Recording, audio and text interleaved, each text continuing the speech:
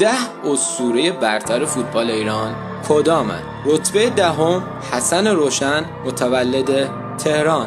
رتبه 9 مهدی طارمی متولد بوشهر.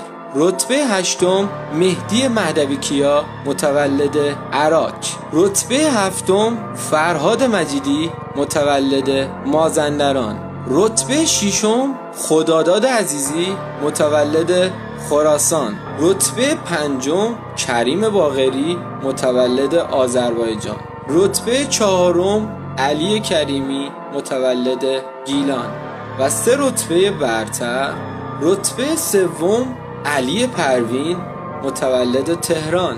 رتبه 2 ناصر حجازی متولد تهران. و رتبه اول کسی نیست جز شهریار فوتبال ایران علی دایی.